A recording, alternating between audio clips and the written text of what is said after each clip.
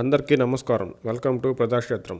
తెలంగాణలో రాష్ట్రానికి దక్కాల్సిన నీటి వాటాలపై, నీటి ప్రాజెక్టుల అవకతవకలపై, కేఆర్ఎంబీకి ప్రాజెక్టుల అప్పగింతపై కాంగ్రెస్, బీఆర్ఎస్ పార్టీలు ఏ విధంగా కొట్లాడుకుంటున్నాయో చూస్తూనే ఉన్నాం.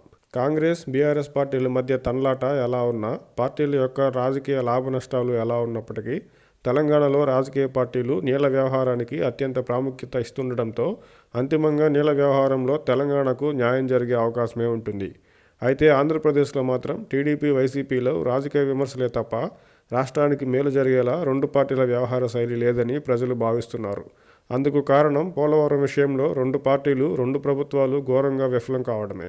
దశాబ్దాల క్రితం ప్రారంభమైన ప్రాజెక్టులు ఇప్పటికీ పూర్తి కాకపోగా గత 10 సంవత్సరాల్లో ఆంధ్రప్రదేశ్లో పట్టిసీమ మినహా పూర్తయిన ప్రాజెక్టు ఒక్కటి లేదంటేనే ఆంధ్ర పాలకులు నీళ్ల వ్యవహారంపై ఏ విధంగా దృష్టి పెట్టారో అర్థం చేసుకోవచ్చు.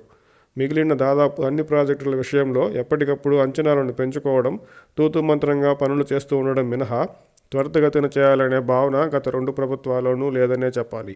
కృష్ణానది పరివాహక ప్రాజెక్టులను కేఆర్ఎంబీకి అప్పగించడానికి ససేమేరా అని తెలంగాణ పార్టీలు అంటుంటే అప్పగింతకు ఆంధ్రప్రదేశ్ ప్రభుత్వం ఎప్పుడో ఒప్పేసుకుంది. కేఆర్ఎంబీకి ప్రాజెక్టుల అప్పగింత ద్వారా ఇబ్బందులు వస్తాయని తెలంగాణ భావిస్తుంటే ఆంధ్రప్రదేశ్ మాత్రం నింపాదిగా ఉంది. రాష్ట్ర విభజన సమయంలో అప్పులను, ఆస్తులను జనాభా దామాషా ప్రకారం పంచడం, అప్పటి వరకు ఉన్న ప్రాజెక్టులకు అనుగుణంగా నీటి కేటాయింపులు చేయడం జరిగింది.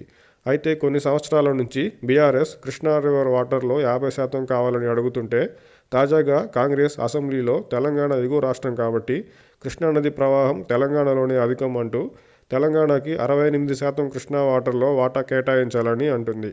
ఇలా తెలంగాణలో అన్ని పక్షాలు నీటి కోసం పోరాడుతుంటే ఆంధ్రప్రదేశ్లో ఆంధ్రప్రదేశ్ ప్రభుత్వం కానీ, ప్రతిపక్షం కానీ నిమ్మకు నీరెత్తినట్లు ఏమీ పట్టనట్టు ఉండడం చూస్తుంటే ఇదివరకే ఉన్న నీటి వాటాలో ఏ విధమైన మార్పులు జరగవని నమ్మకమా, లేకపోతే ఏదైనా జరిగినప్పుడు చూసుకుందాంలే అని అలసత్వమా అర్థం కాని విషయం. రాష్ట్ర విభజన సమయంలోనూ ఇదే అలసత్వాన్ని, అసంబద్ధ వాదనను నెత్తికెత్తుకున్న ఆంధ్ర నాయకులు చివరికి ఆంధ్రప్రదేశ్ రాష్ట్రానికి తీరని అన్యాయం చేశారు.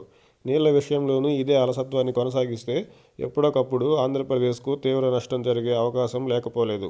అందుకు నిలువెత్తు ఉదాహరణ ఇప్పటికీ నత్తనడకన సాగుతున్న పోలవరం ప్రాజెక్టే అని చెప్పొచ్చు.